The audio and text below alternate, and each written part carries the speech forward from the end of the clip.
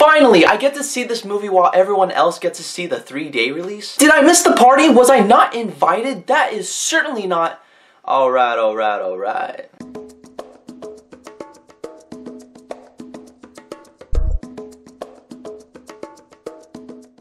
Okay, so Interstellar. Interstellar is the new movie written and directed by Christopher Nolan, the same guy who brought us Inception and the Dark Knight trilogy. And it stars Matthew McConaughey, who plays a father that's a trained pilot and engineer. He's like the best in the world. But the world he's living in, it's dying. It's an absolutely shitty place to live. There are dust clouds everywhere and their main source of food is corn, but all of that is soon to go away. Until Michael Caine constructs a plan for Matthew McConaughey and a crew to go up into space and find inhabitable worlds through a wormhole, which will then result into helping save the human race. Interstellar was a really interesting movie, but in a very good way. First off, the acting in this movie was fantastic. Matthew McConaughey and his co-stars did great in the film. Matthew McConaughey was the best performance in the movie and still shows us, the audience, that his career is still going up. Anne Hathaway, Michael Caine, Jessica Chastain, all great in this movie. What performance surprised me is the little girl in this movie. She's supposed to be Matthew McConaughey's daughter, so you know there's a father-daughter relationship going on. However, her performance made me feel the emotion going on between her and McConaughey. It made me buy them as a father and a daughter. Definitely came a long way from being the even littler girl in the Twilight movie. You know, the one that Jacob wanted to bang? So gross, dude. Why the fuck would they do that? Thank goodness that franchise is over. The movie does a really good job in setting us up on an Earth that's dying and mankind on the brink of extinction. It really does make you question if mankind will ever get to that point where farmers are rare to come across. Probably not gonna happen, but it's always a thought. So that's why when Dallas Buyers Space Club goes up into the stars, it's a whole different movie from there. The cinematography and directing in this movie was absolutely beautiful, and many of the shots were breathtaking. It really felt like I was up in space with these guys. There was about 8 scenes where my jaw was dropping. I was like,